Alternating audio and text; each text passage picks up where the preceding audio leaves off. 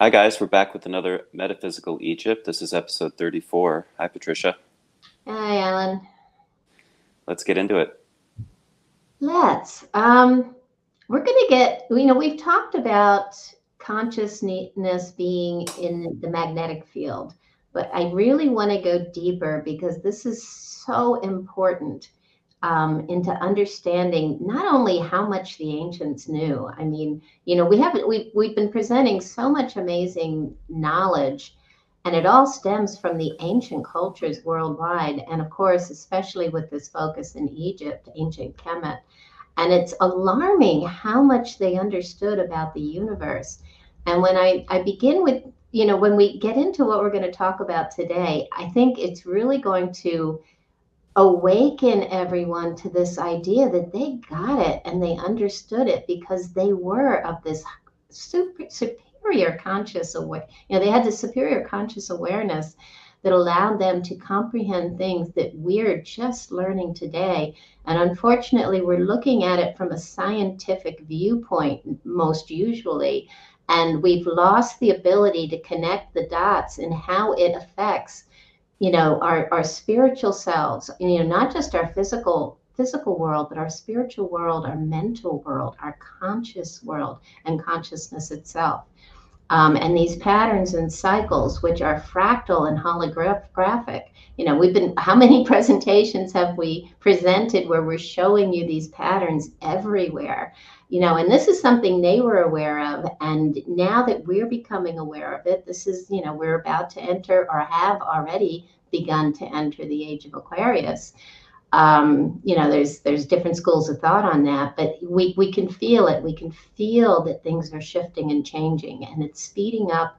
And what we're getting into today is going to help us get a deeper understanding of what's happening on the planet in this in this moment in time. And we are going to go deeper and deeper, and we're going to start presenting stuff that's, I think, really going to jolt us into an awakening into what exactly we're going to be walking through, and also give us some insight into how we can do it in a graceful and wonderful way that isn't as scary as the material I present might make it seem. So let's get started. Waveform is conscious. Wow. Okay, waveform. I love these quotes, and I might have mentioned the one on the right early on in these episodes, but I'm going to say it again because it is so true. Strange times are these in which we live, when old and young are taught falsehoods in school, and the person that dares to tell the truth is called at once a lunatic and fool. I think about how long it took me to start coming forward with all this information because I knew people would think I was totally nuts. And now I'm actually told, I make people's heads hurt. And that's okay. And that's why I repeat myself so often. And Alan and I just keep talking about this stuff over and over again, because once you see it in so many different ways and you start to connect the dots, then you know it can't be any other way. So if I'm nuts, then I'm proud of it. And a lunatic actually means of the moon or lunar. So it's speaking to a feminine intelligence. And that's right brain consciousness, which we've talked about a lot. And here's another one from Plato. Those who are able to see beyond the shadows and lies of their culture will never be understood, let alone believed by the masses. Well, we're trying to break that mold. One podcast at a time, and it doesn't matter how many people listen. When you begin to understand, and we reach that 100th monkey, where consciousness is awakened in the few who begin to awaken the more and the many, it eventually is accessible to all who are willing to open their eyes. Well, this is palpable. People are experiencing this all over the world. They call it the Great Awakening. It is happening. And, I've noticed with all the tours that I do, and we get these absolutely incredible groups of people that come, and they really come in I just met with one of my groups from January on a Zoom meeting, and they all were saying, "Oh my gosh, I came in not knowing anything, and suddenly you're zonking me with all this stuff." And yet they were so grateful, and they were. It was like they sort of knew everything. They'd heard of so much of it, and they were able throughout their journey here to connect the dots and begin to see it. So they were awakened, but it's just a case of beginning to put that all together, to break free from our 3D world, that connection to routine and old patterns that don't work anymore. It's breaking free from that in order to awaken to new thoughts, new ideas, new core beliefs. And this is what's happened to this is what's happened to so many in this group, is they basically said they couldn't communicate with their friends and family anymore. That will come back. I don't want to scare anyone, but it was so funny for them all to be saying similar things that I don't even know how to express what that experience was, because they won't understand it. And I think that was the same thing I had been feeling. But once we start talking about it, we begin to understand. So, yeah, let's start off with, what is consciousness? And I got this out of this wonderful document that basically was titled Consciousness Travels in Waves. And there you have it. Waveform is conscious. And I'm just going to start off by reading their introduction. They say the wave nature of consciousness explores the possibility that consciousness, which means the subjective experience of being aware, has characteristics and features similar to those of waves in physics.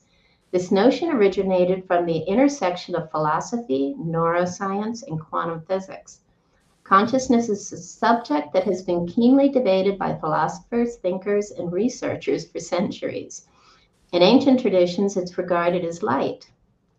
Hakim made us say, we are the light. The light goes through the light comes through us. We are the light. It surrounds us. I sort of said that wrong, but you get the point. Yeah. We are, we are light beings, and we think that's some, new age, mumbo jumbo. But the truth is, we are the body electric. We are electromagnetic. We are made up of waveform. This is so important to know. Often religious figures were represented using luminous halos or auras. A lot of people today want to call those halos or auras helmets from ancient astronauts, but they're really speaking to this, this. In many cases, it's the head of a being related to the sun, and it is our connection to the cosmos, as it's told in many indigenous cultures. But I'll go on. In Hinduism, deities are depicted with luminous blue skin. Well, same in Egypt. We have Ptah, we have Osiris sometimes being blue, from out of the blue primordial waters. Individuals that have had out-of-body and near-death experiences stated that they were attracted toward a white light.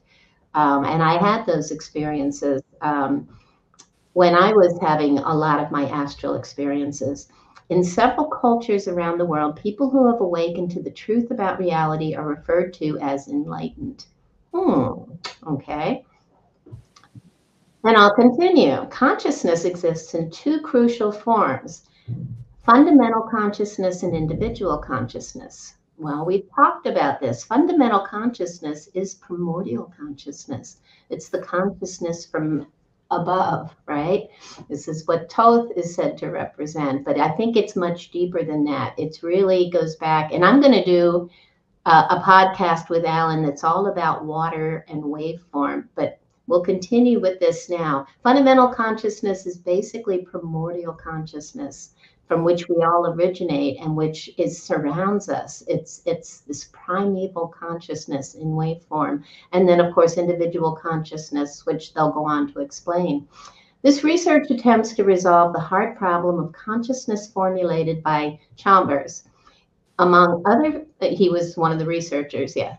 Among other postulates, this research proposes that nervous systems, such as brains in animals, in relatively high evolved organisms, information processing and or signal transmission system in plants, microorganisms, and other organisms are aspects of consciousness in these organisms, all of which are complex systems.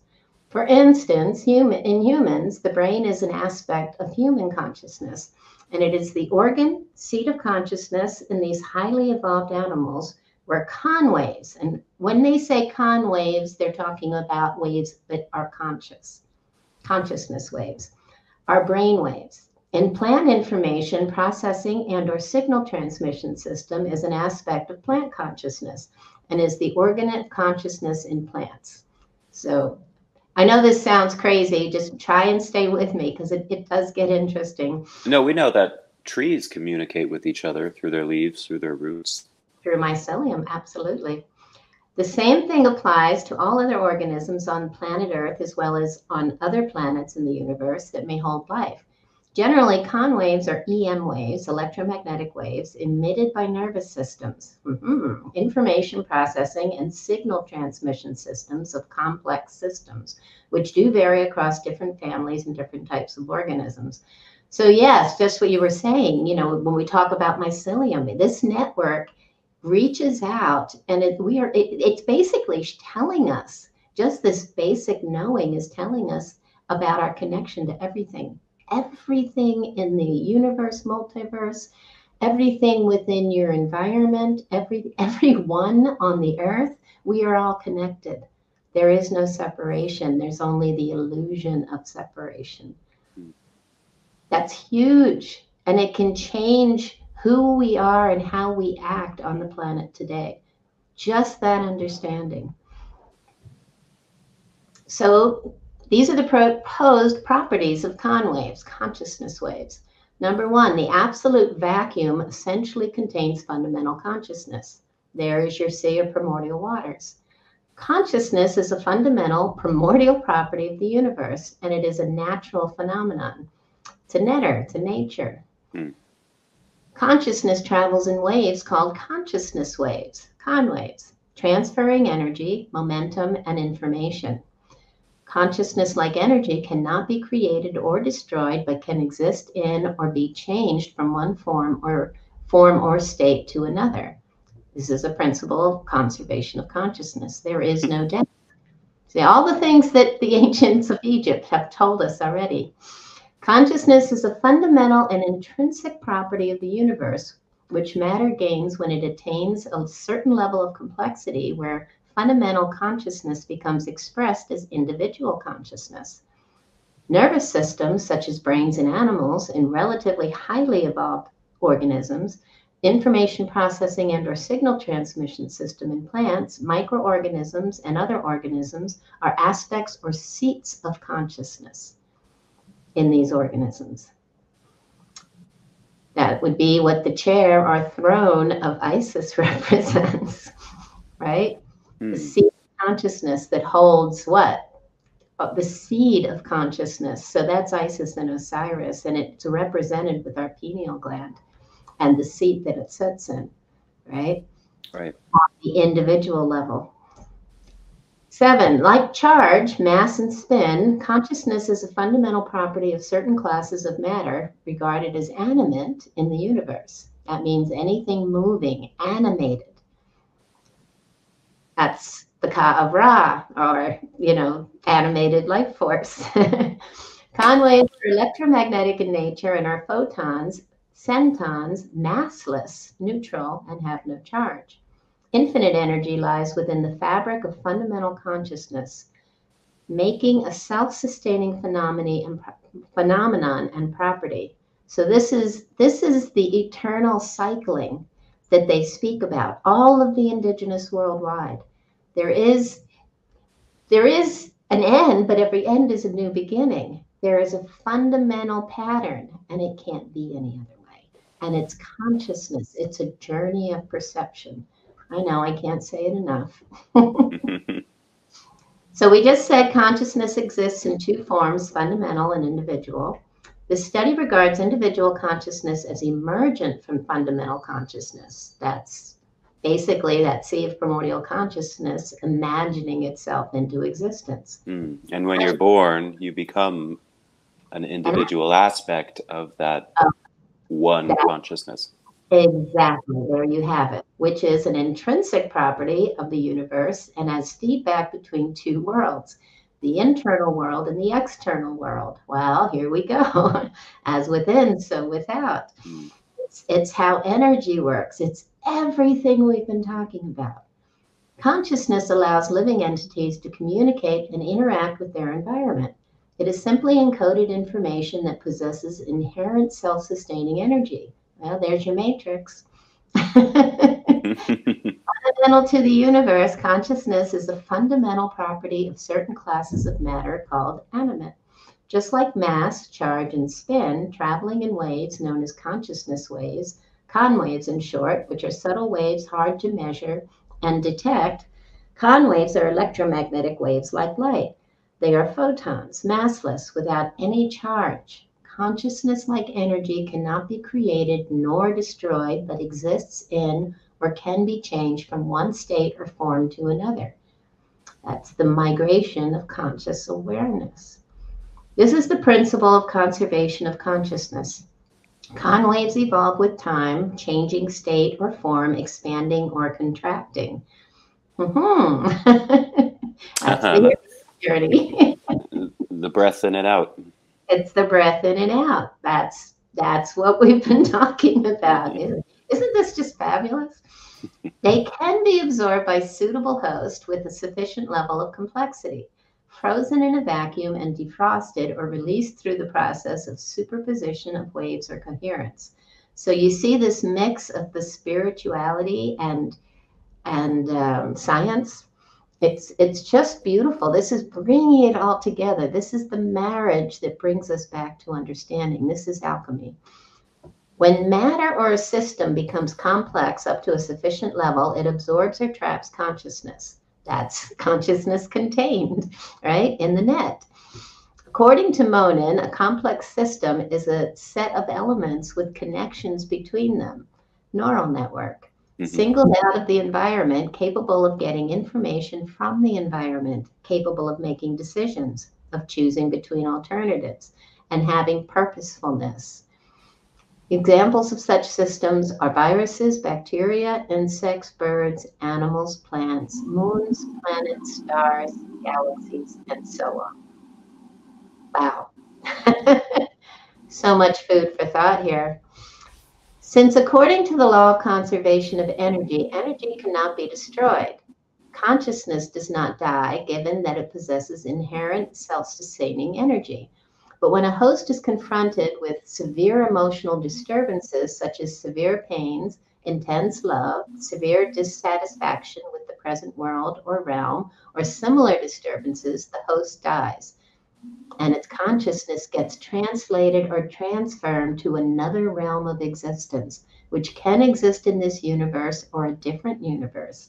Thus, the death of the host, the body, the physical, does not bring an end to consciousness, but only a transition or change in the state of consciousness. This means the death of organisms or other hosts, such as stars, can be regarded as phase transition of individual consciousness. Hmm. There is no death, only transformation. And we don't have to come back to this matrix, right? This program. We can spiral up into other levels, other dimensions of conscious awareness or perception. That opens a lot of doors, doesn't it? Wow. So we Wow. chose to be here ultimately. Well, that's what I keep saying. And we choose which way we're going to spin. Because everything that breathes out is dual, and they go on to say this. But I wanted to bring these two images up because they tell the story. And we're going to see that one on the right in a moment. And again, mind-boggling for what it means to some of the things we've been talking about. But that's primordial consciousness, right? And that's the Ouroboros. It's a never-ending, eternal cycling of a particular pattern, especially within this realm. So here we are, the primordial water. These are the properties of the absolute vacuum. The absolute vacuum essentially contains fundamental consciousness or of an infinite energy, making it photonic or photon-like in nature. The absolute vacuum is symbolized by double infinity. All things in existence originated via expansions of the absolute vacuum through big bangs. Now that's the breath out. This is science. This is a scientific paper. So they'll talk about big bangs, but they forget the big inhalations. The absolute vacuum lies in the beginning in the innermost universe. It contains archetypes of all things in existence. The Big Bang start in the absolute vacuum of the inner universe. So these are the different creation stories in Egypt. We have the Ogdad representing that first big breath, Hmm. but then we also have the different creation stories that speak to the patterns of creation in this earth-based three-dimensional environment. The absolute vacuum is symbolized with the double infinity because in Tem frame, and I can't tell you what that means, but they go on to say existence or our universe has no beginning and no end as existence occurs in cycles infinitely, since space and time only exist within the double infinity or absolute vacuum, not outside of it. There is no space and time unless we're in that container of patterned energy. Right, it's just our perception of movement. Exactly. Thus, the double infinity is not bound by space and time since it is photonic in nature. There are two infinites in the symbol, as its name applies. Two infinities cross each other at the center, showing that the outer universe exists infinitely and are exact replicas of the inner universes, as above, so below, that also exist infinitely. The symbol is inspired by Ouroboros's and ancient Egyptian philosophical notions, meaning a serpent symbolized as representing the cycle of life and death, which our universe maintains. The snake or serpent eating its own tail depicts the recreation of life via the death of the universe. The double infinity symbol shows space time and the absolute vacuum is infinite.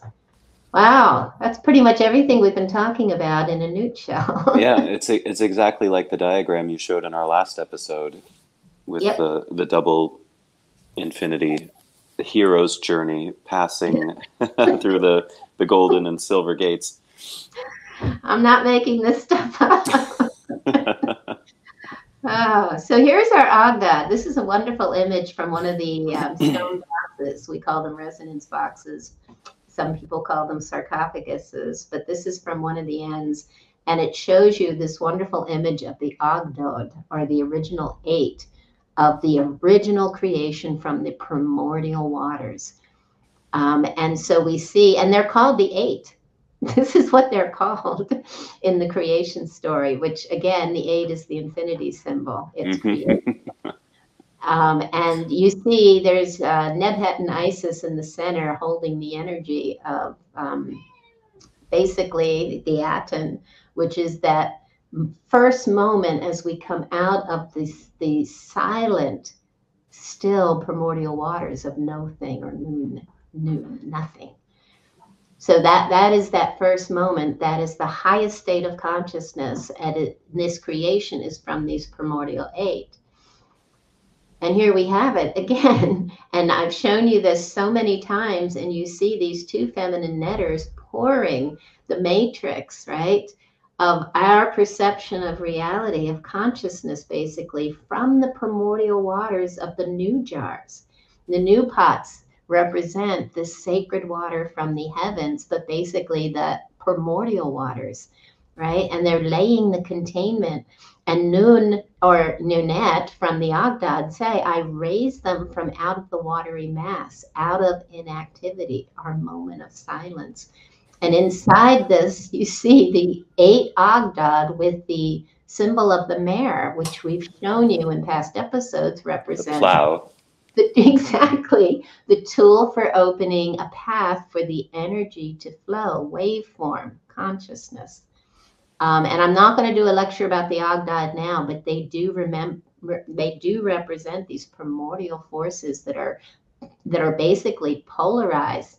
You know, in the last picture we saw both masculine and feminine shown here as frogs and serpents. You can see them.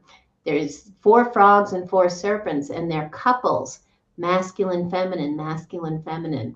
So they're showing the dual things of like darkness and light and dawn and sunset and all of these properties that represent, you know, our polarity when we're in that moment of movement. So yeah, just fascinating. And here on the far left, and again, there's my hero, Walter Russell, and this diagram is from him, and he's showing us what I've shown you before. It's these dual opposing wave spin into and out of center. It's the breath in and the breath out. It's the breath of creation, which is the outward breath, and then the inhalation back to center, which is dissolution, digestion of matter, the form and formless spins. And it can't be any other way. This is crucial to totally embody and embrace. And here is my alchemy of the cycles that we go through. And this is a diagram that I've shown you. And how do you turn lead into gold on the left, that is showing us the same pattern of basically the double infinity symbol, right? It is that pattern. Look at this. Mm-hmm. It can't be any other way. This is how it works. So, space dust. It's what we call plasma. You know, all that plasma in outer space. It's alive. And it's, us? That life should be carbon-based is a pretty dated assumption. These days, the zeitgeist is all about sustained organization and patterns of energy flow, consciousness in motion. An international team has discovered that under the right conditions, particles of inorganic dust can become organized into helical structures. These structures can then interact with each other in ways that are usually associated with organic compounds and life itself. This implies intelligence. The right conditions are found in a plasma if the right conditions are found in a plasma, that fourth state of matter beyond solid, liquid, and gas, in which electrons are torn from atoms, leaving behind a miasma of charged particles. Sorry, I might have said that wrong, but I think you get the gist. In a computer model of inorganic particles in plasma, researchers from the Russian Academy of Science, the University of Sydney, and the Max Planck Institute for Extraterrestrial Physics watched plasma state inorganic dust organize itself, twisting into strands that look and act a bit like DNA. Mm-hmm. So again, this implies intelligence. This is basically spontaneous creation. What is that? Parthenogenesis. Creation, that's virgin birth. That's creation from the primordial waters.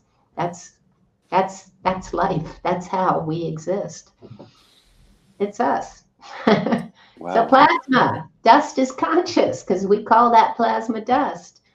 Plasma is one of the four fundamental states of matter alongside solids, liquids, and gases. It's often described as an ionized gas because it consists of charged particles, including electrons and ions. In a plasma, a significant portion of the atoms or molecules has been stripped of their electrons, creating a mixture of positively charged ions and free electrons. This electron-ion mixture makes plasma electrically conductive, which means it can carry electrical currents and respond to electromagnetic fields. Now, I'm not going to go into this at great length right now, but if you remember my telling you about Tefnut and the Sphinx, and that Tefnut means the spit of Nut, consider that being plasma. It carries electrical currents, right? So we'll just continue because I'm showing you here too that the neural network in our body on the right, and how it looks basically exactly like the plasma filaments in space, as above, so below. We are all connected. And we are connected to everything that exists in our perception of a universe or multiverse, or however you want to imagine the breadth and scope of whatever it is that's outside of us. Plasma filaments, conscious plasma bodies, the bloodstream of our universe runs run through space, connecting all superclusters, forming a giant grid system, just like the neural pathways of our brain. A perfect fractal scale invariant example of the distribution of consciousness among the universe. This is from the Resonance Science Foundation. Wow. It's amazing to think if we study the brain and then extrapolate it out, we could Exactly. Well, better understand the universe. there are people doing that, and I think that's how some of these new discoveries are found. We do know that Tesla studied ancient Egypt and other ancient cultures. We do know that these people, these scientists that had aha moments, have studied ancient cultures. We know this, not only Egypt, but also in India, the Vedic texts, the Vedic cycles. You know, this stuff is everywhere. I'm going to show you some really cool stuff about the Vedic cycles in our next podcast. A question that I had that is now answered for me. So yeah, cool stuff. So the Earth is surrounded by a cosmic plasma consisting of electrons, ions, and negatively charged dust particles. So again, it's just when we know this stuff, then we know how changes in our universe affect us. When they say we were seeded, we were seeded, or we are star seeds, seeded from the stars, doesn't it give you another understanding? You know, we are star stuff. You know, how many people and scientists have told us that? Robert Bauval said it, and who was that astronomer? Can't think of his name right now. We are star stuff. We are all connected. So here we go a little bit further. Possible influence of cortical neuronal circuits on each other. How do we affect each other through these neural networks? And it speaks about an intersection between physics and biology. The interaction between electromagnetic fields and biological systems is a complex and multifaceted subject that has intrigued scientists for decades. At the intersection of physics and biology, this interaction opens doors to a wide array of applications and insights, particularly in the realm of neuroscience. The human brain, a sophisticated network of neural circuits, communicates through electrical signals. But of course, understanding how these signals can be influenced by electromagnetic fields is the subject of ongoing research and debate. You know, and Allan and I, we've been talking about the magnetic field is weakening exponentially in this moment, and over the last 160 years has weakened by 25 to 30%. And that means we're getting more radiation from the stars, the galaxies, galactic radiation, solar radiation. We just, you know, we're walloped by some really heavy solar events. And I know I felt them, and people have been, you know, on social media, we're all mentioning different effects that they were having on their physical bodies.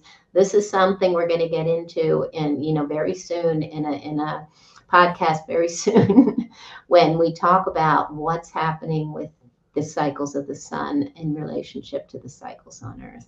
So this is big stuff, and that's why we're going into it. And it may sound like, oh no, she's getting into science now, but it's so important.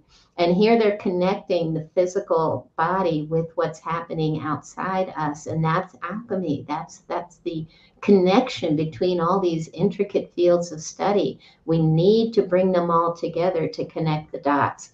This is what the ancients did, and we were the ones that started separating these fields of study out into these little tiny, you know, microscopic areas of interest. Right, their religion and their science were one and the same. Yep, they knew, and they understood that we were as above, so below, you know, as within, so without, and all the patterns of the universe exist within us. And our science is catching up, and they're seeing it today. So conclusions. The study successfully modeled the influence of magnetic fields on neural circuits, shedding light on a previously underexplored area of science. The findings have potential applications in medicine, neuroscience, and technology, although further research is needed to fully realize these possibilities. And think about astrology, and you know, we've been told for since the ancients that where the sun, stars, are in reference to where we're at in any given moment affects everything. And it affects when you should have surgery, when you shouldn't have surgery, even, to the point of, when the sharks are going to bite in the waters. There was a connection between nature, the netters, and everything in our environment. And again, this is what our science is finally coming forward with now. This stuff, is not, it's not, science that, they even want to tell us not to believe in astrology. And it's like, wait a minute. There is so much validity to so many things that have been sort of pushed aside or hidden from, the masses as being valid. And I think this is, again, the awakening of bringing some of this forward. But I'll continue. The study also highlighted the complexity of the interaction between magnetic fields and neural circuits, indicating that a multidisciplinary approach combining physics, biology, mathematics, and computer science is essential for future advancements in this field. The code-based simulation provided a valuable starting point for understanding how magnetic fields might influence neural circuits. The results suggest that magnetic fields can alter neural signal transmission in specific ways, offering potential applications in medical treatments and brain-machine interfaces. And not only this, because as we go through these cycles, we cycle around the circumpolar stars, the axis of the Earth. Magnetic fields shift and change because of the angle of the sun hitting the Earth. Well, as they change, we are affected, body, mind, and spirit, and our consciousness itself. This is what is basically stimulating this migration from right brain to left brain consciousness and back again. This is, when you can understand it through both science and spiritual viewpoints, then it begins to make sense and you can embrace it as a reality. The interaction between electromagnetic fields and neural circuits is a rich and complex subject that offers promising avenues for research, therapy, and technology. However, it also presents challenges and uncertainties that require careful consideration and multidisciplinary collaboration. The insights gained from this research contribute to a growing body of knowledge that bridges the gap between physics and neuroscience, opening new horizons for understanding the human mind and its connection to the physical world, tailored to your specific research and findings.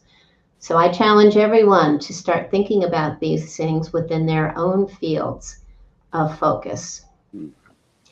But let's get on, because it just keeps getting better. So I have shown you this before, and basically, this book that was written by Joe Dispenza is all about consciousness transforming through manipulation of waveform. He tells us how we can recondition the body to a new mind through guided meditation. It's not the only way.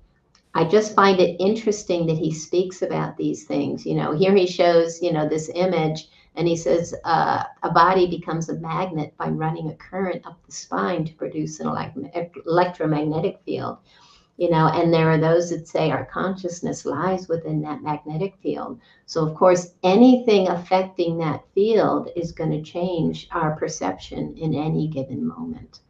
This is all new, even to spirituality, learning how to manipulate our own currents through sound, healing through sound, healing through working with the grid lines of the body. There's so many different modalities available to us today that don't require taking synthetic medicines that will ultimately hurt the physical body, but that will help us to heal without utilizing these destructive or explosive technologies and methods. And again, what would it mean, he says, to become supernatural? What if you could tune into frequencies beyond your material world, change your brain chemistry to access transcendent levels of awareness, create a new future, and transform your very biology to enable profound healings? So many levels, and this is being the master of the matrix, right? We've talked about this stuff. Waveform is conscious. I saw this wonderful image. They call it a medieval enameled crosier with a lion and a serpent. Crosier is a hooked staff carried by a bishop as a symbol of pastoral office, or the curled top of a young fern. Mm. But look at that. You have the lion, and he's looking back at the serpent that has gone to center, and he's moving out. So we see these lions showing us this journey into and out of our center, as this same breath that we're talking about. And I just love it when I see this symbolism everywhere.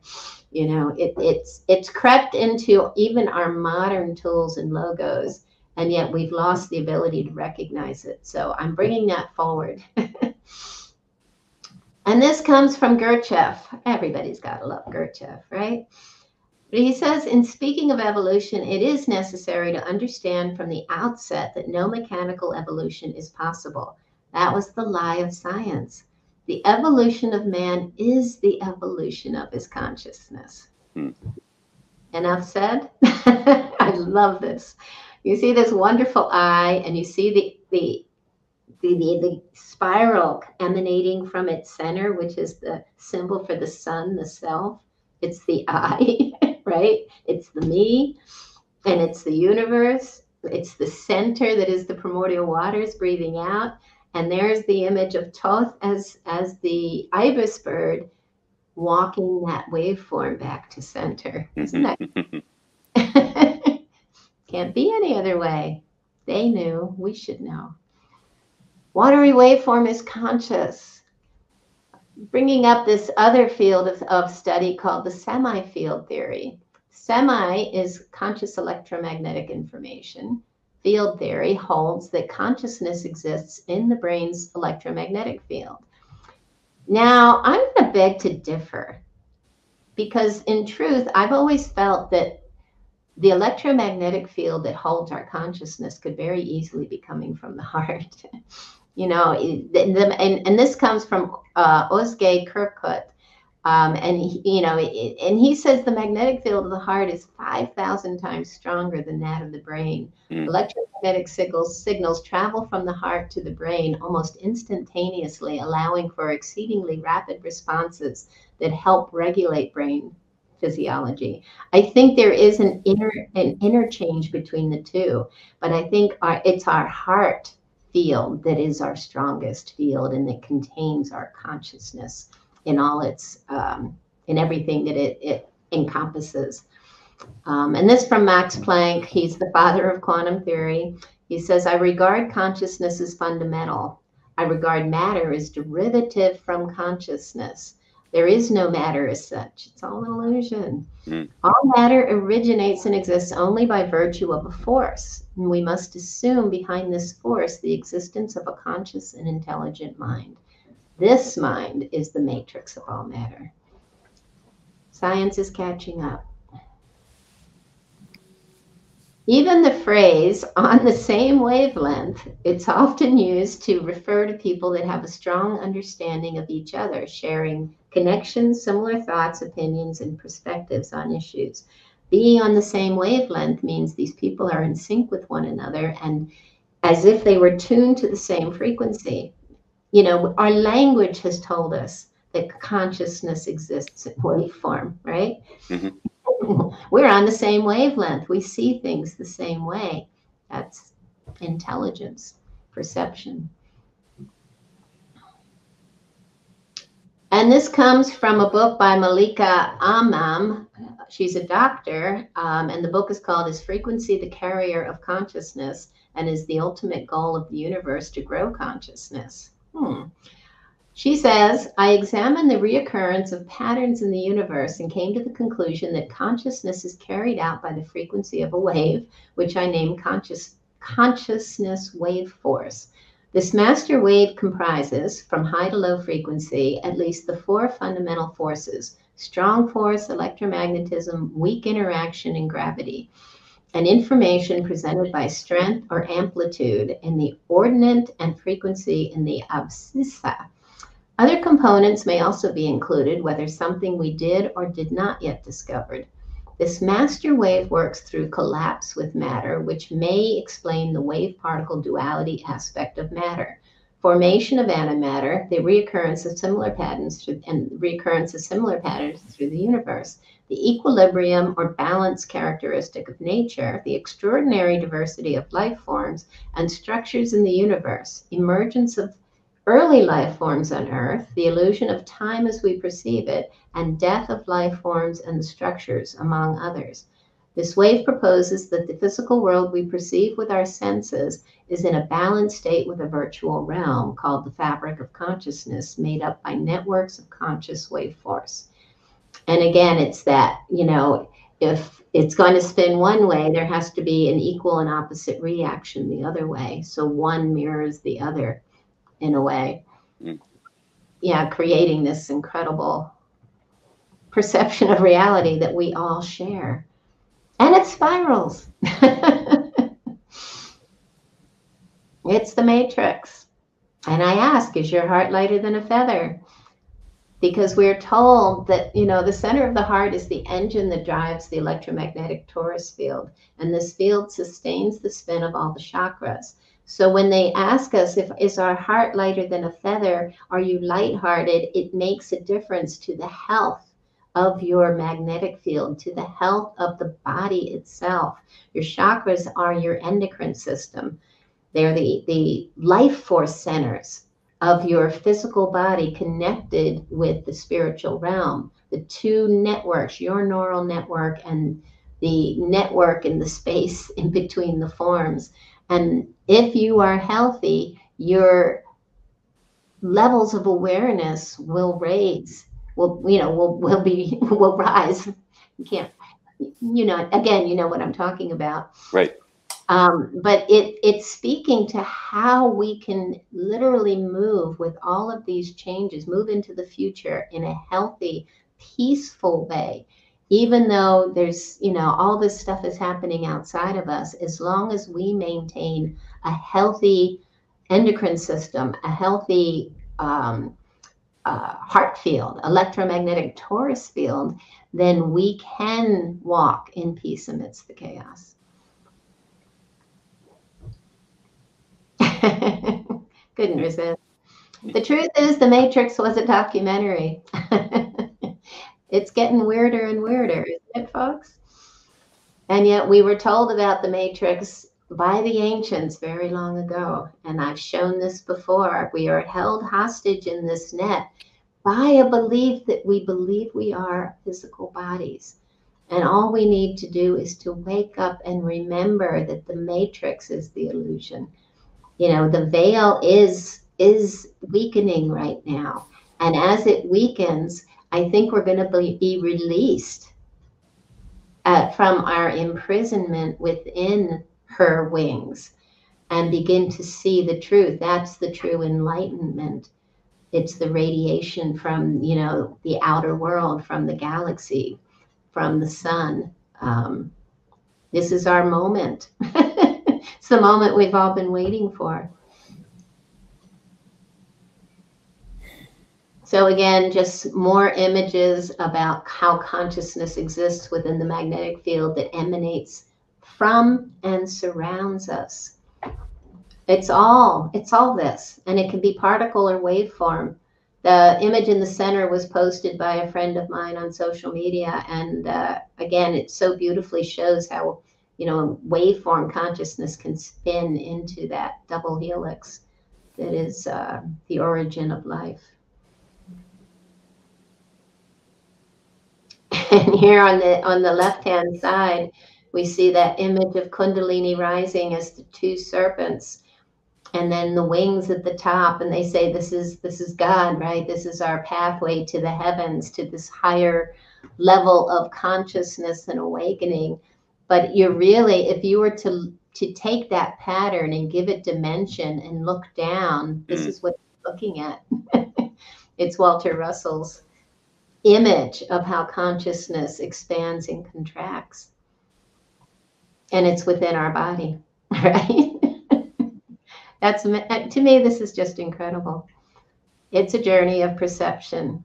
Nikola Tesla once received a copy of Walter Russell's Cosmology and responded back by urging him to lock it up this knowledge for 1,000 years until mankind was ready for it.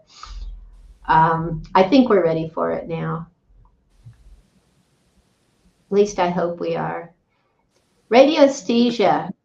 I've mentioned this before, and it's this wonderful modality that offers us a way to start to feel the currents again. And we start like the ancients, as consciousness started to devolve, the Egyptians developed tools for measuring the energy fields that stem from color, from sound, from shape and form and consistency of materials. They could measure those fields, so they knew how to bring everything into harmonic resonance. And this is what radioesthesia does for us today. And this is also similar to the work of Dr. Ibrahim Karim in biogeometry. And I believe it's a wonderful new modality for us, either one of these. But, I just love Dr. Ibrahim Karim and his work. And it is an aspect of it is radioesthesia, because it does show us a way into the future until we can do this without tools.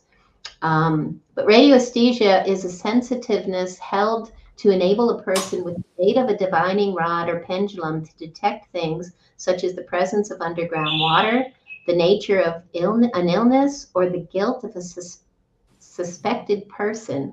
Also, dowsing, divining, a study that deals with radioesthesia. That comes from Webster's Dictionary. But here you can see the image on the far left was called the Watch.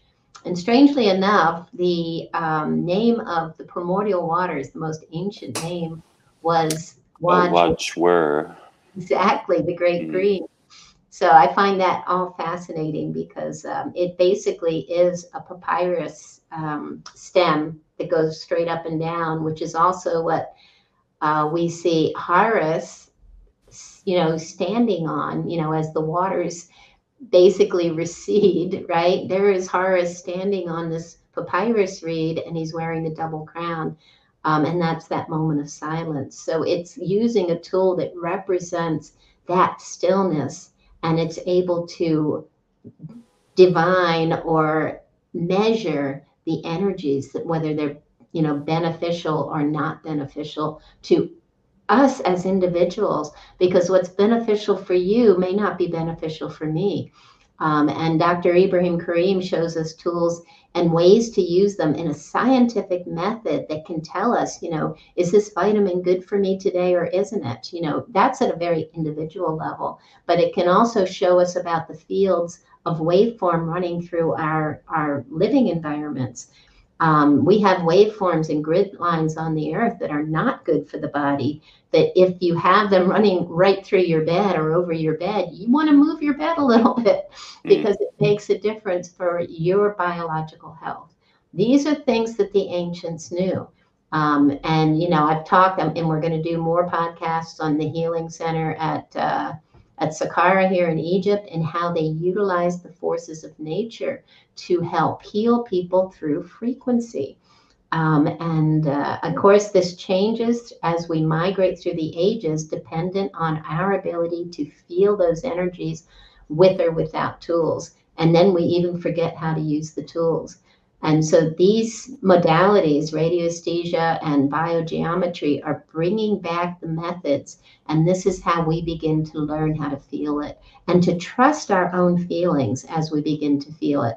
Because, you can feel these energies. We're beginning to feel them, but we don't trust ourselves.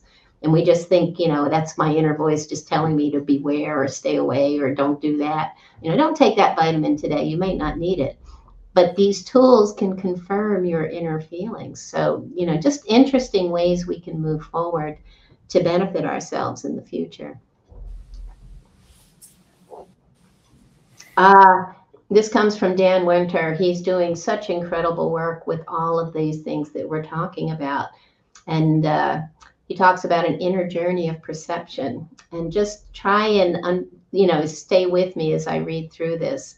Dan Winter, who is credited in the literature for inventing the word heart coherence, emphasizes that compassion is learned when emotional pictures inside our hearts become so self-similar or fractal that they become a fractal attractor, sucking the outside in, therefore creating attraction towards others who have similar emotions in their hearts. On the same wavelength. Mm. Recursive turning inside out becomes the implosion, which is the electrical rush associated with feeling and the law of attraction. The electrical model of the heart's increasingly harmonic, inclusive fractality makes perfect compression and makes perfect compassion as electrically identical. And of course, compassion again is basically inhaling back to center. So the closer we get to our center or our heart, the more compassion we have for all of those that we are connected to, because we do begin to feel that we're on the same wavelength. You know, it's again heart coherence. It's that ability to feel other people. It's basically going within. You know, they don't tell us this because they just want us to sit and meditate. They're really offering us methods to restore health to our physical, spiritual, and mental bodies. Right. And harming other people ultimately only harms yourself. Exactly. Exactly. I don't know how many times I can say it. You know, if you hurt someone else, it's like cutting off one of your own body parts, or whatever you're doing to someone else, you're doing to yourself. And if we just understood that, you know, some cultures speak about karma.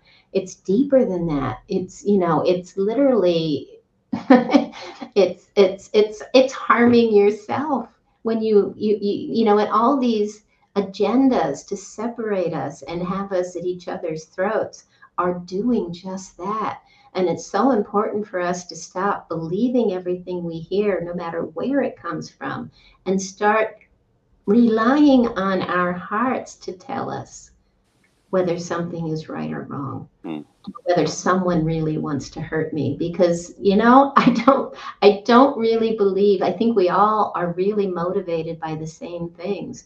We all want a better future for our children, for humankind, for the earth. We want the best. And yet we tend to believe anything we hear, and we think survival means, you know, being aware or cautious from other people. And survival actually means coming together in union, in unity, and building a better world together. You can't do it in separation mode. There is no method that works if we do this. We try and do this as individuals. Well, let me just ask you, how do we deal with the phenomenon of psychopaths if we accept that a certain percentage of humans have no empathy for others, no conscious... That's actually an amazing question. And again, you know, I just said you can't do it as an individual, and I do want to stop myself there. So I answer your question too. Mm. But you can do this as an individual. It starts with doing it as an individual. But if you start doing it as an individual, that's when the awareness comes that we can hold hands and do it together. And when you make a world better for everyone around you, then you're making the world better for yourself. But I think, in answer to your question, because I've asked that question myself, and it's a good one, is you're right. If we think we can just love a psychopath back into health, it doesn't work, because their wounds are so deep. And, you know, I don't have all those answers, Mm. but part of me believes that if we keep the focus on ourselves, and if we go inward and we grow and we raise our levels of awareness, just because our consciousness is rising, those around us their consciousness will rise as well. And that's also something that's been talked about in many different fields of research, that you do affect everyone. It's just like when someone invents something somewhere on the earth, someone else always invents it at the same time. And I think this connection that we all have always is benefited by, you know, self-improvement. And if just by putting out those messages of love, and compassion for others is raising it's making a difference in some way or form or another. um, and I do find that if I place the focus back on myself, whatever is agitating me disappears. I don't know where it goes because I haven't focused on it anymore. um, so that's another method. If you have a psychopath in your life, the best thing to do is extricate yourself from the situation as quickly as possible. Um, but that comes from someone who has not studied psychology or psychiatry to any level. So yeah, I'm certainly not the expert in those things. Sometimes answers come to you in ways that only you can understand. And that is why it's so important to have a clear mind to receive and understand the message. And this from Debbie Ford: divine consciousness and human consciousness coexist within each of us. Most of us are unaware that although we are human, we have access to higher levels of consciousness at every moment of our lives. That's something else, Allan, that I have tried in the past. Since you asked, if I'm having difficulties with someone, and if it's at work, you can't really avoid them, right? Mm-hmm. I often do something that's a little different, but what I do is I try and communicate with my higher consciousness, that part of me that's connected to everything, all the neural networks out there. And I actually, I basically ask this higher self to communicate with the higher self of that person, because they have our higher selves, that higher connection to all that is, on the other side of the veil of forgetfulness, can see the whole picture. And if they have a different understanding, we maybe not understand why we have this karmic connection with whatever that energy is. And maybe if you're putting it out there with compassion to your higher self, that higher self can communicate and help the situation in some way. It has worked for me, believe it or not. Sometimes surprisingly so. So yeah, just thoughts. Reality begins and ends in the eye of the observer. I think we've shown this one before too, but again, very important. Each one of us perceives the world differently based on our childhood environment, our parents, and what our parents told us, our core beliefs. We see the world through different eyes. And what you perceive is not really being seen with your eyes, but with your brain. And reality doesn't exist if you're not looking at it. So again, it's sort of what I was just saying. If you stop focusing on the things that aren't working in your life, they will tend to disappear.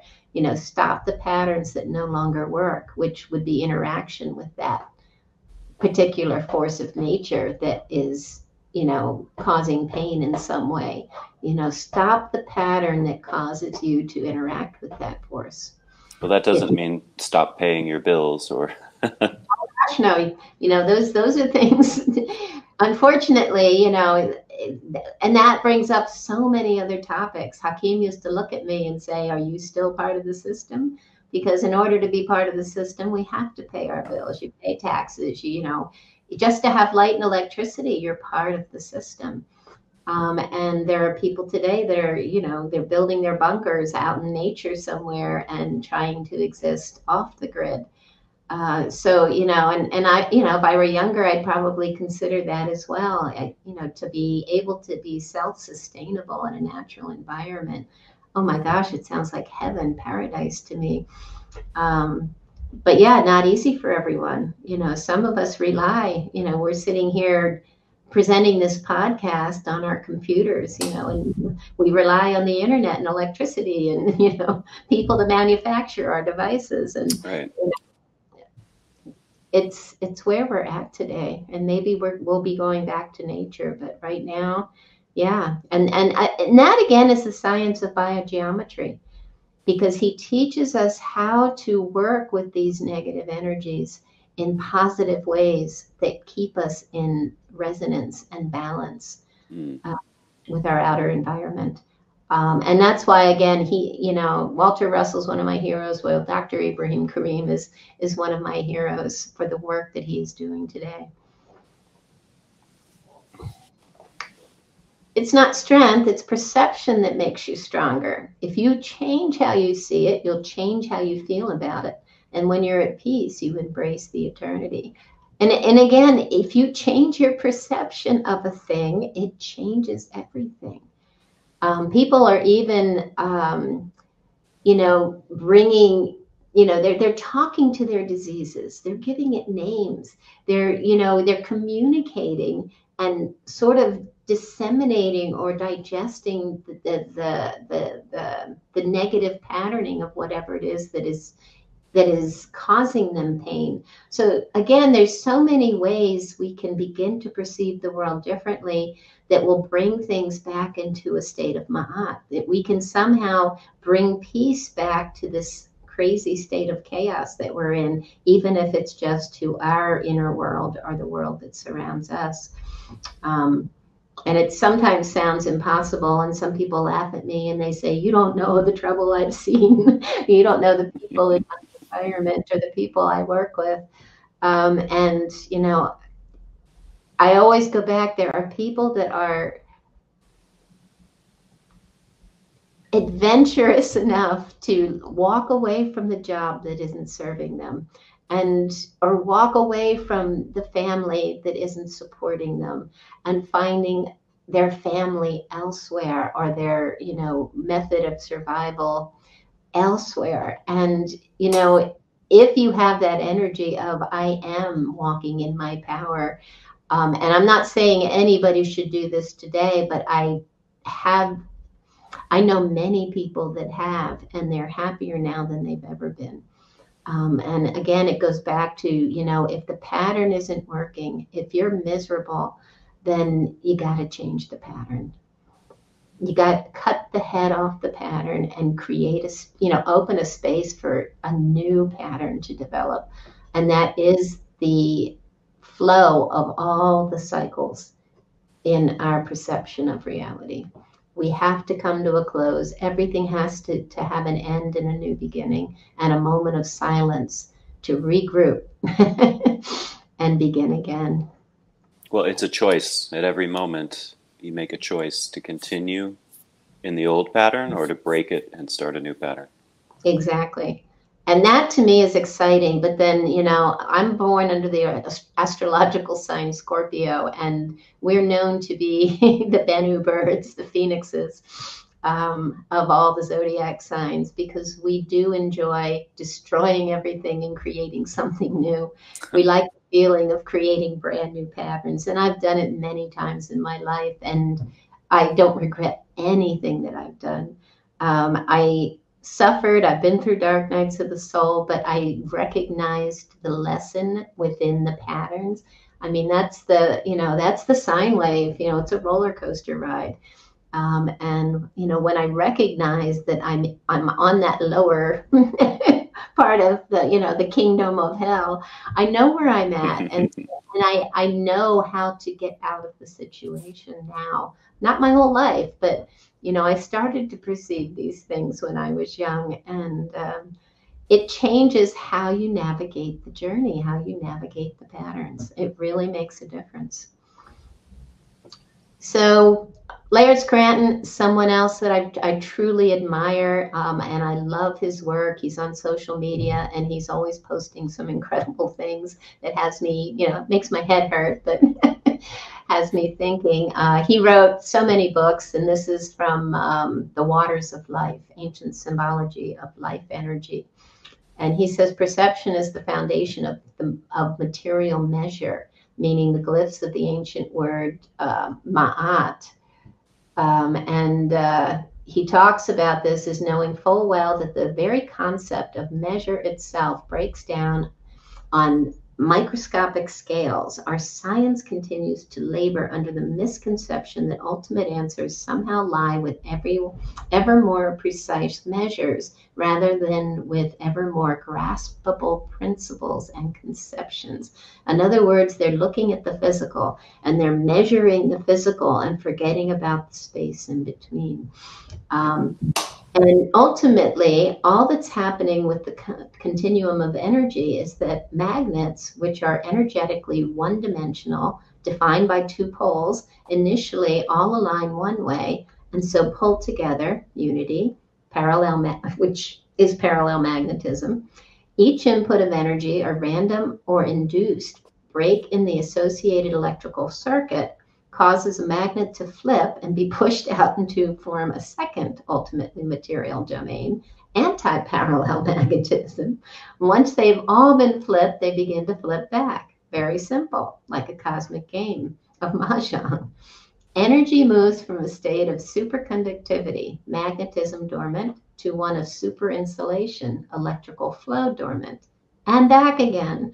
It's what causes a dipole to oscillate in and out and what drives the cycle of the non-material, energetic, and the material universes. Again, everything we've been saying, and he brings the Dogon and the ancient Egyptian understandings into this. He has seen where all of this incredible science is reflected in the wisdom of the ancients.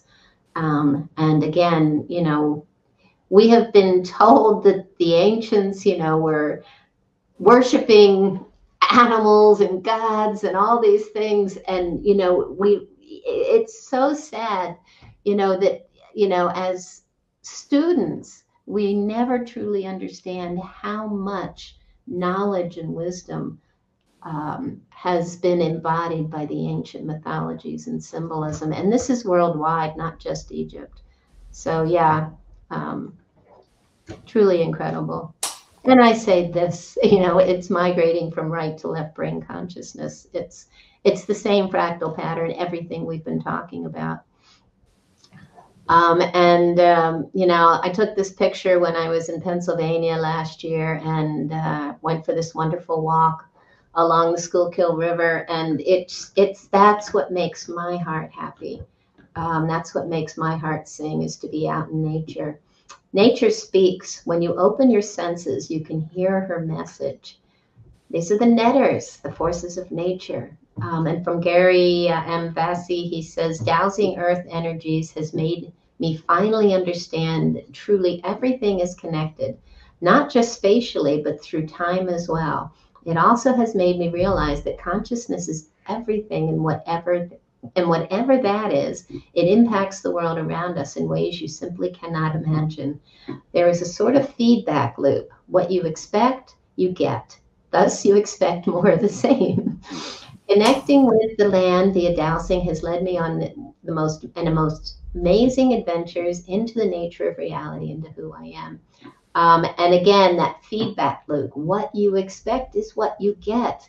This is, again, be aware of your own patterns, be aware of your own matrix, because we can change everything if we just change the way we perceive everything. And here's that mycelium we were talking about at the beginning. Beautiful image of it. Forces of nature, the Neteru, combine to offer intricate and interconnected systems that breathe in divine harmony or Ma'at. A remarkable representation of this phenomena are the vast mycelial networks, the underground web of fungal threads that span vast areas of forests and ecosystems to form the collective vegetative part of fungi, mycelium. These networks, formed by entire communities of different fungi, not only play a crucial role in the health and sustainability of their surrounding communities, but also offer valuable lessons in cooperation, resource exchange, communication, and adaptation. If we could just be like the mycelium. Mycelium is a fungus that expands underground, creating a network of connection between all plant species, very much like the internet. It not only enables them to communicate, but also to take care of themselves, protect themselves, and feed themselves and store water.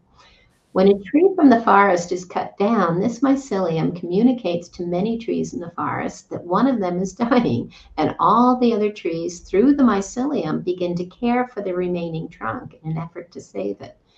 They feed it water. They feed it water to protect it because it is still a part of the forest family. Everything has a language. It's a universal language. It's the language of waveform. It's the language of light. We can learn to reconnect with this nonverbal language, understanding that we are all part of the same divine essence or source. There is no inherent hierarchy. We are all connected within this web of no matter. No matter what archetypal pattern of energy we choose to embody. This is what the ancients, the very ancients, knew. This is right brain consciousness. This is that ability to know and to communicate from the heart, to and from the heart. And this is the journey home. This is after the flip, after our moment of silence, which is coming, folks. And we'll get into that in the podcast after the next one. That's the journey back to center once we flip. So, it is exciting, but there's no document that says we can't start now. This from the Dalai Lama, interesting. Man, he says, man, because he sacrifices his health in order to make money, then he sacrifices money to recuperate his health, and then he is so anxious about the future that he does not enjoy the present. The result being that he does not live in the present or the future. He lives as if he's never going to die, and then he dies having never really lived. Yeah. It's time to come out of our boxes, folks. It's time to spread our wings and live. This is what we came here for. Love this image. From the Book of Gleanings. So long as the soul looks outward only into the deceptive environment of matter and is satisfied with the material pleasures it finds there, in which its baser body finds compatible, it remains cut off from the greater realm of the spirit. It binds itself to matter, failing to find the greater pleasures always there in the silent depths of its own being. It's time to go inward. Enough said? Everything breathes in a spiraling motion out of and into the heart of creation, and it's an intelligent breath. It's the holy grail we've been all seeking. And yes, I've shown this before. It's the double helix, folks.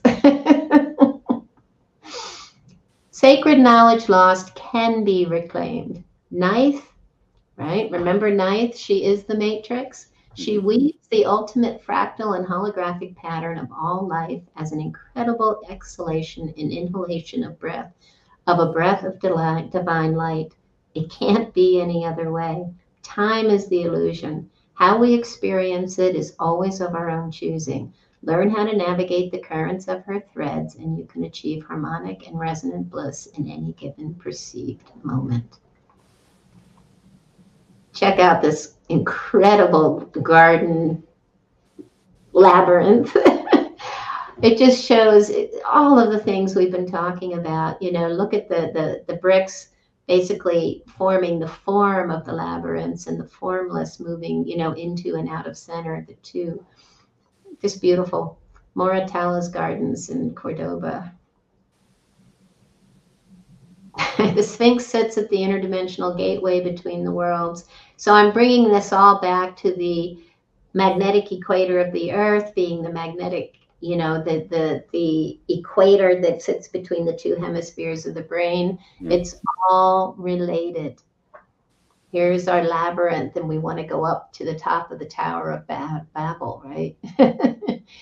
It's a long journey, right? Or is it? Does it have to be? Is the sun conscious? Activating life force of the earth and the heavens, Sakti, right? Sakti is the power that permeates all creation, that guides the Kundalini, the magical force in humanity.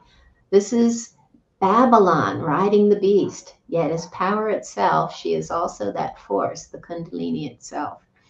I love this image of the lion's eye being the sun. Remember, the sun rules Leo, the lion, and the eye itself is the symbol of the sun, the self, the soul.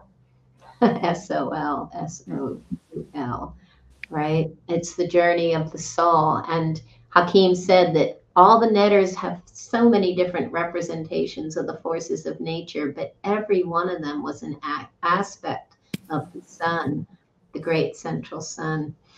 And just check out the symbolism on that left-hand picture. I mean, it's the feminine rides the current because the feminine, the divine feminine, is the pulse of the current. The current is the divine masculine, that Shu and Tefnut. And look at the lion's tail. And if you look at the images, we're looking at a modern artist conception. I couldn't find the name of the artist, but the artist conception of a ancient Egyptian netter called tutu. It was a later, probably, very late dynastic into Roman, Greek times images, probably more Roman and Greek times, Ptolemaic. And here it is. I'll show you different pictures of him because I have been so attracted to this understanding. And he's called Tutu. And just, here are the cobras, right? So he's in a sacred space here. And remember, he's the sun, right? Look at his tail. It's a serpent. Right? Well, this is going to get more interesting. Here's another image of Tutu, right? And of course, all the kings wanted to be presented as sphinxes because that was, that was basically the power of God on earth, right? As this currency on earth. It's the power of God on earth as the solar wind comes to create the currency of the earth as Tefnut, or the patterns of the feminine, divine feminine, the lines of fertility. And look at the image of the serpent on the winged sun disk. And see how it forms the shape of Hathor's hair? Omega.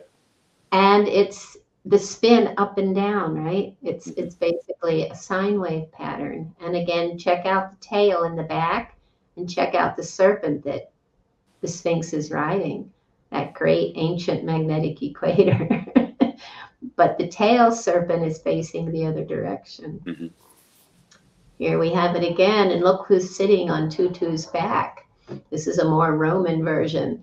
That's Anubis. And in his paw it's sort of damaged here, but it's a flower that represents the sun. He's pushing the sun as the path opener for the current. So you see how the symbolism morphs and changes, but it's still there as we move through time and space. And this is from Dendera, and there's Anubis as the path opener pushing the disk of the sun. Some say it's the disk of the moon, but to me, that shows the radiance of the sun. And inside it, we have our 8 petals, the primordial waters of a new cycle of the sun. Isn't this incredible? It's all connected. I've shown this before. The story that begins with a moment of silence. There's Sokar, and he's being dragged on the bark, right? The Henu bark. I think it's the Henu bark. There we see, right after that, the moment of silence as the papyrus pillar, right? With Horus on top. And right after that, we see Amun, right? Amun Min. He's going to seed the cycle, the new cycle of the sun, S-O-N-S-U-N. And there's Anubis as the path opener for the new cycle. Check out the winged sun disk. That serpent's facing the other direction. Right. And here's all those images of all around the head of the Sphinx's head. And this is very similar to an image of Bes and Medusa. And check out this one Again, this is tutu, but you can see it's 2 figures, 3 figures or more, because we have the Sphinx body, we have the head of Sobek or a crocodile, which represents digestion. And this figure looks almost feminine and has a dress on. Yeah. Right? Well, Bess was once considered female. And then it was the great he, she, and also Medusa. And of course, what did Medusa do? But she devours with, well, the serpents. It's all emanating from this ancient wisdom, this ancient knowledge that everything is morphing and changing if it's currency, and it's a journey of perception. So, which way will you spin? Here we go again, in between Wadjet and Neckbet. Neckbet. Thank you. We have this image of it's not really Anubis. Now it's more like some sort of a cherub. And it's the same image, and he's pushing the sun, the disk of the sun, the flower representing our star. And I find it fascinating. Roman shrine found at Pompeii. I've shown this image before. You notice that both directions offer us eggs of new beginnings. Which way will you spin? Mm-hmm. With the center being the pineal gland, sitting on the pillar, the moment of silence. Right ascension or left ascension? Right brain or left brain? Perception of reality. I'm ready to try right brain. When minds are open, one can sense the natural patterns of the spins in nature. It is the dance of the 360 senses spiraling through time and space in dual opposing spins. The ancient mythology, symbolism, and dogma worldwide speak to this inner knowing of the great breath of life. The very ancient Egyptian symbol of the Sima demonstrates this knowing of the fractal cycles of the perception of time and space, perceived as an illusion, Maya, watery waveform of motion.